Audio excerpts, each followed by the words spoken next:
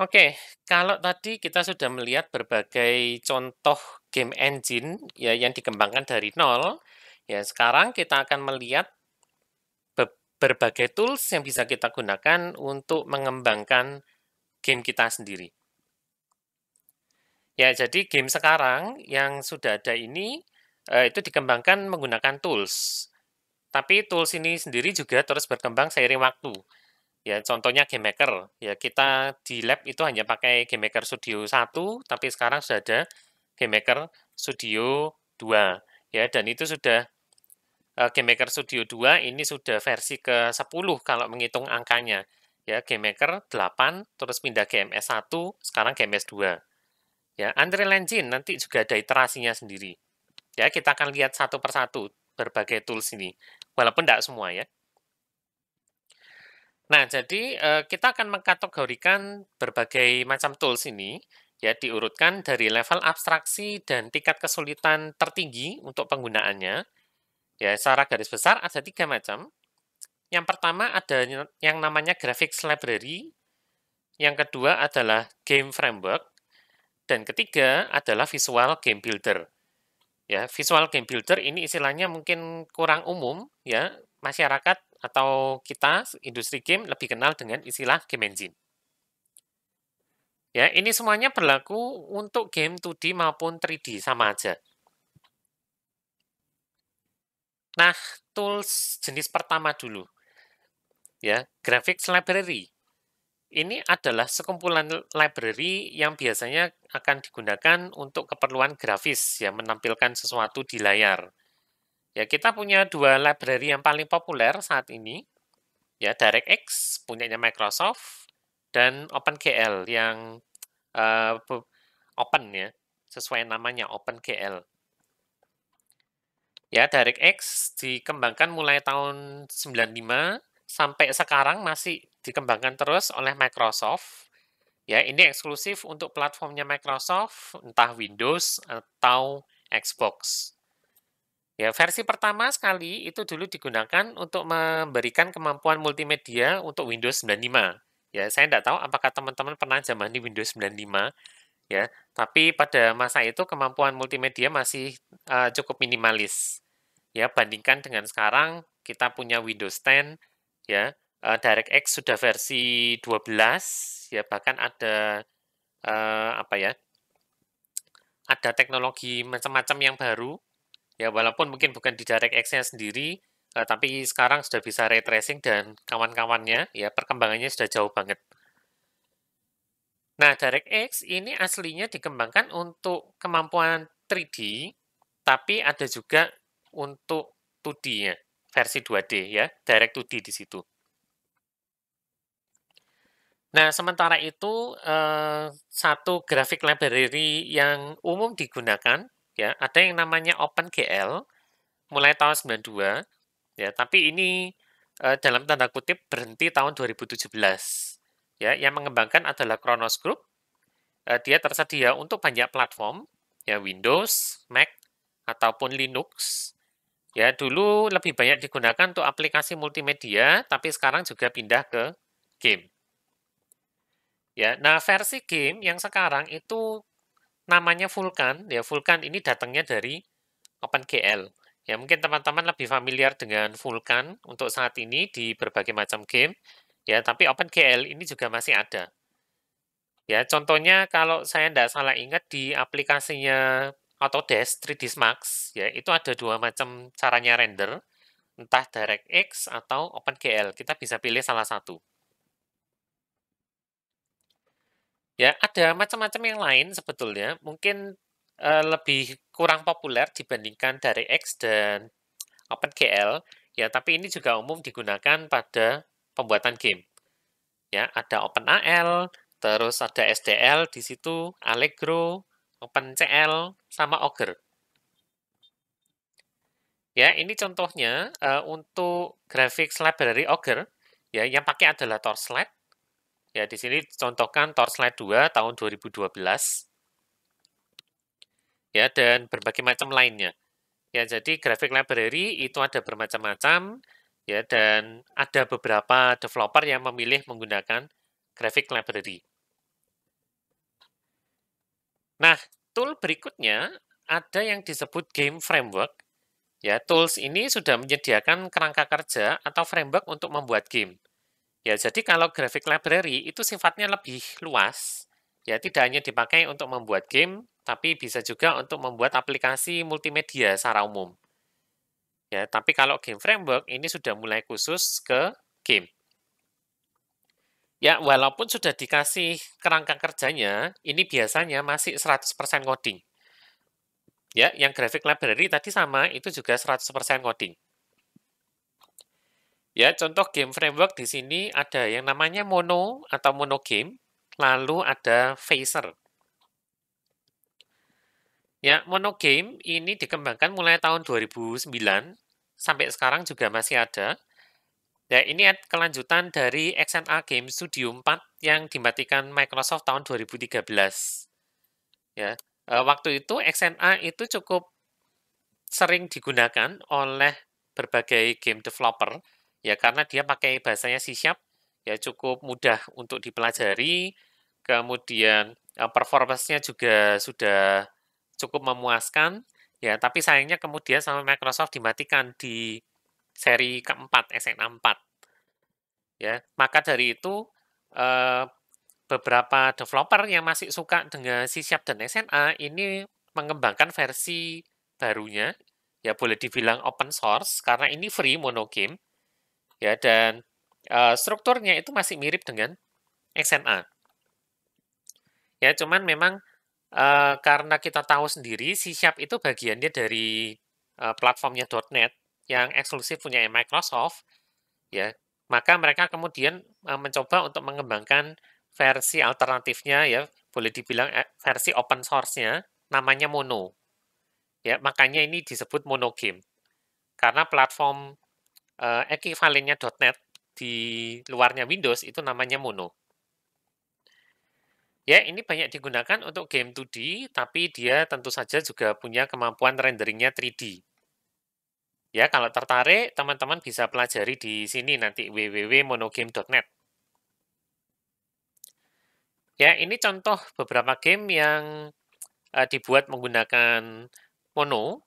Ya, ada yang namanya Axiom Verge, dibuat tahun 2015. Ya, dan developernya si Thomas Hub ini lagi ngembangkan yang versi kedua. Ya, konon sebentar lagi, paling enggak tahun ini, kalau enggak ya tahun depan mau rilis. Ya, dan percaya atau enggak, si Thomas Hub ini bikinnya sendirian. Ya, one man team. Nah, ini menggunakan XNA Framework zaman dulu, ya, karena tahun 2013 mati, ya enggak apa-apa lah, diteruskan aja, masih bisa jalan kok. Ya, untuk versi Windows dia pakai XNA Framework, tapi untuk yang non Windows, ya Mac maupun Linux, di porting pakai Monogame. Ya, untungnya struktur keduanya ini mirip, jadi kerjanya dia enggak terlalu berat. Nah, ini contoh lain yang pakai monogame. Ya, ada game namanya Celeste tahun 2018. Ya, ini awalnya adalah prototype untuk game jam. Ya, game jamnya itu hanya 4 hari. Ya, versi prototipenya bisa dimainkan di sini kalau ada yang tertarik. Ya, terus mereka akhirnya memutuskan ini gamenya kok mekaniknya sudah oke ya. Kita lanjutkan aja. Ya, jadilah Celeste. Nah, game framework yang lain namanya Phaser. Ya, mulai tahun 2013 sampai sekarang masih ada, cuman hasilnya itu hanya game 2D untuk saat ini. Ya, hasil akhirnya itu adalah game HTML5, sehingga bisa dipakai untuk web, ya tapi juga support untuk touch, sehingga bisa dimainkan di mobile juga. Ya, bahasanya itu JavaScript atau TypeScript. Ya, yang tertarik bisa lihat di sini phaser.io. Nah, itu tadi beberapa tool, tapi masih pakai programming. Ya, masih berat di programming, bahkan bisa dibilang 100%. Kalau kita nggak bisa ngoding gimana? Ya, kemampuan kita nggak benar-benar maksimal di coding. Apakah bisa bikin game? Ya, jawabannya tetap bisa. Ya, maka itulah ada tools jenis ketiga, namanya Visual Game Builder, atau kita sebut Game Engine mulai sekarang. Ya, tools ini biasanya sudah bentuknya visual, sehingga untuk desain level itu mudah banget, kita tinggal drag and drop. Ya, kalau sebelum-sebelumnya, kalau kita tidak punya tools yang kita kembangkan sendiri, maka kita beneran harus coding. Ya, misalkan kita harus bikin objek dari kelas sprite. Ya, sprite itu yang buat gambar kan ya. Lalu meletakkan, ngeload gambarnya dulu, gambar BMP-nya atau gambar JPEG-nya. Terus mau diletakkan di mana. Ya, itu semuanya ngoding. Tapi kalau menggunakan game engine, kita tinggal drag and drop aja. Ya, kayak di Game Maker Studio itu. Nah, game engine ini bisa minim coding, tapi mereka juga tetap memberikan dukungan untuk coding. Ya, karena tidak bisa dipungkiri untuk bisa membuat game yang sophisticated, ya, atau game yang bagus, itu tetap kita harus coding.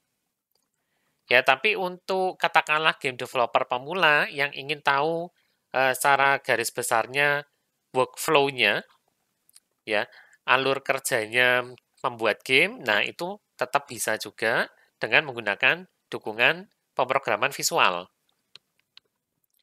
Ya, game engine bisa membuat game dengan cepat, tapi bisa juga dipakai untuk mengembangkan game secara serius, jadi tidak usah khawatir.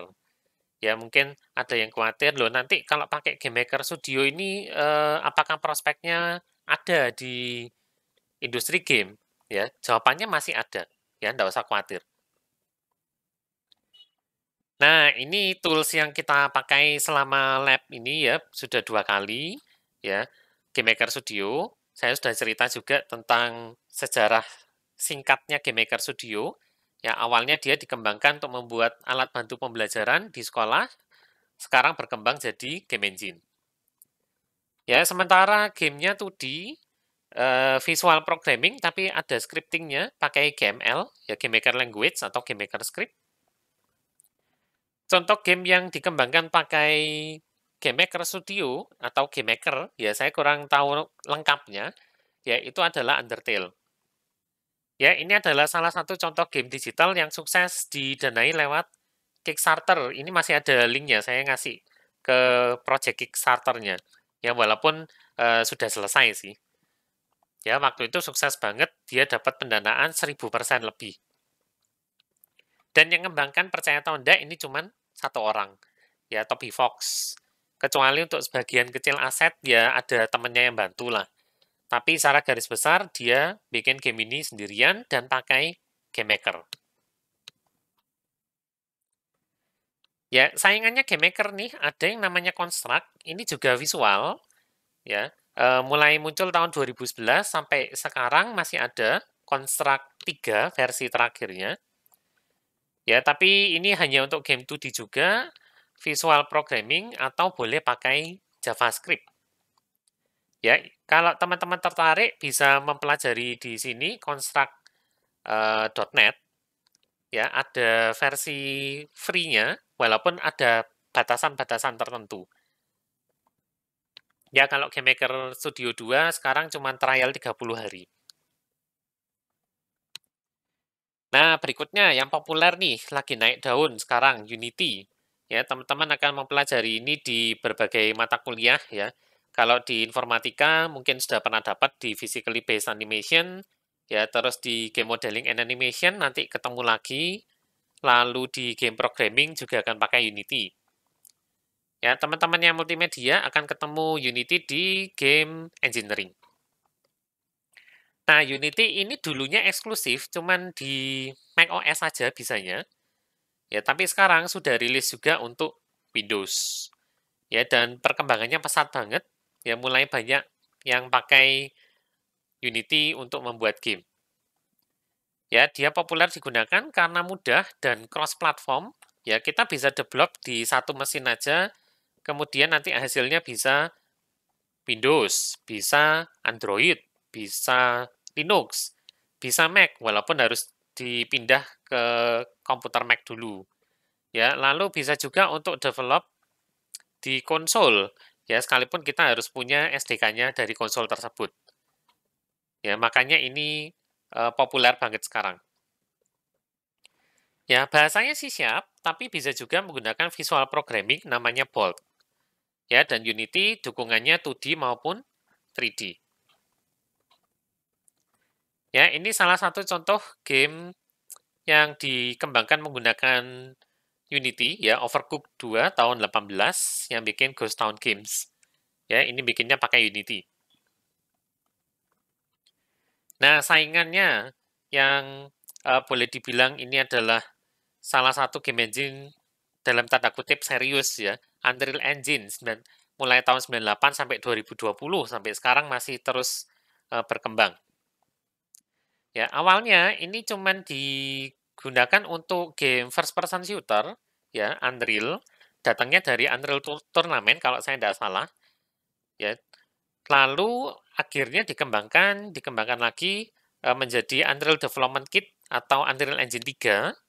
Lalu sekarang ada Unreal Engine 4 dan sebentar lagi kita bakal disuguhkan dengan Unreal Engine 5 ya.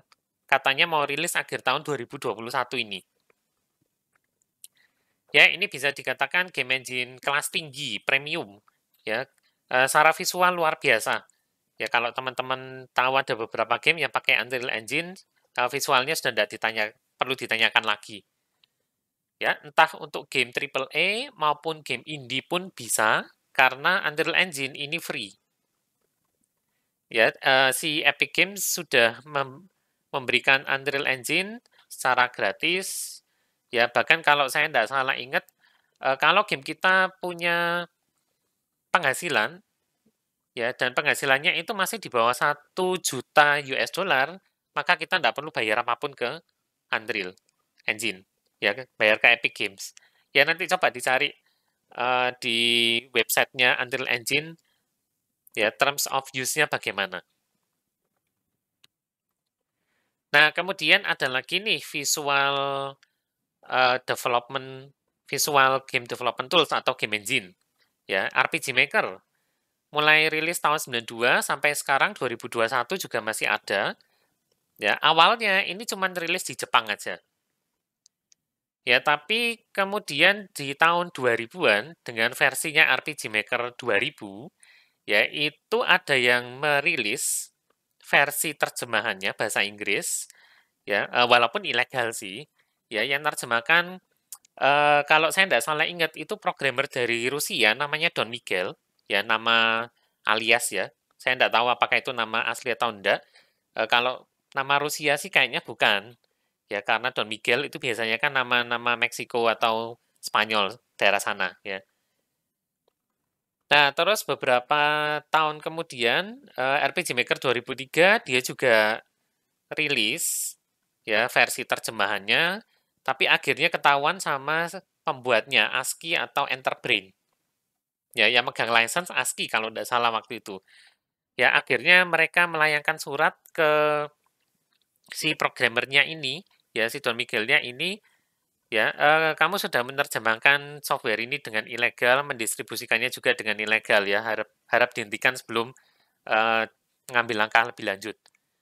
Ya, sayangnya ya itu akhirnya akhir dari RPG Maker ya, yang rilis untuk global bahasa Inggris. Karena kalau RPG Maker yang dirilis itu bahasanya bahasa Jepang interface-nya. Ya, cuman Enterbrain ini untungnya berbaik hati ya, karena mereka tahu bahwa RPG Maker ini banyak yang meminati karena penggunaannya jujur aja gampang sekali.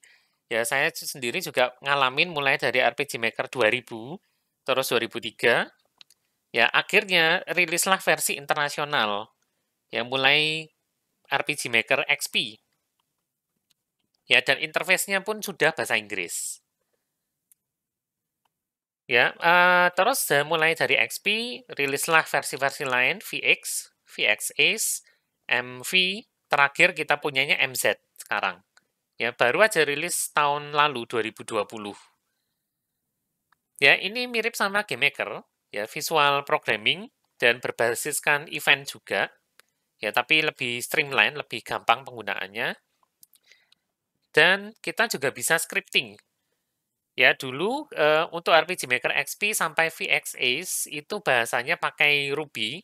ya, atau mereka develop semacam game framework sendiri namanya RGSS, Ruby Game Scripting System. Ya, tapi kemudian untuk MV karena mereka melihat perkembangan smartphone ini sudah pesat dan perkembangan web juga semakin pesat, ya, sehingga lebih banyak pemain yang main di game, main di web maupun main di smartphone, maka mereka memutuskan, oke, kita rilis versi HTML5. Ya, maka dari RPG Maker MV sampai sekarang yang MZ ini bahasanya berubah, mereka pakai JavaScript. Ya, saking gampangnya game engine ini, ya banyak sekali yang menggunakan, mencoba terus rilis game dengan RPG Maker. Ya cuman ya tahu sendiri karena kadang-kadang ada yang salah-salahan, pokoknya sekedar jadi terus dirilis ya. Kadang asetnya tidak diganti juga. Ya, RPG Maker ini kalau kita beli, kita juga dapat aset. Ya, jadi bikin gamenya gampang sekali, tidak perlu nyari atau gambar aset sendiri. Ya, cuman ya itu, kalau kita merilis game yang pakai aset standarnya mereka, ya terus apa bedanya sama game yang dirilis atau dibuat oleh developer lain atau orang lain. Ya, makanya si game engine ini sempat dicemooh. Ya, saking banyaknya RPG yang standar yang dibikin pakai game engine ini.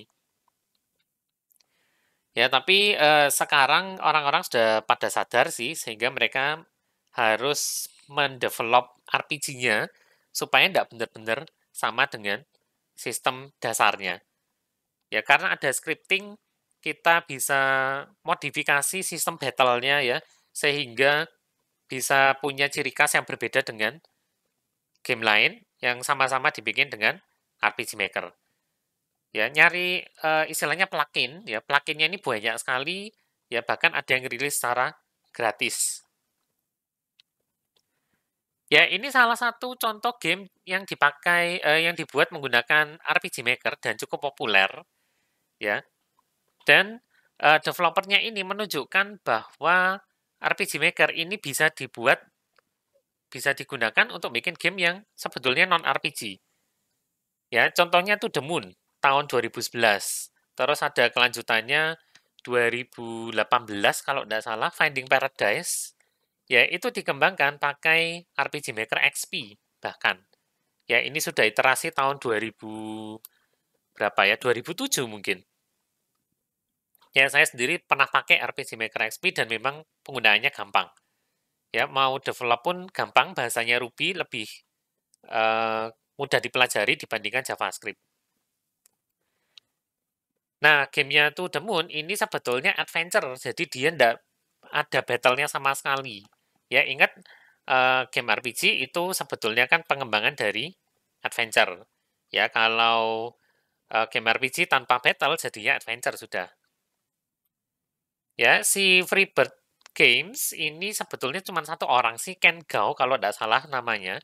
Jadi ini sebetulnya juga one man team. Ya, To The Moon itu dia bikin sendirian. Walaupun soundtrack-nya itu ya memang dari orang lain sih. Yang saya ingat salah satu soundtrack-nya ya di To The Moon itu Laura Shigihara.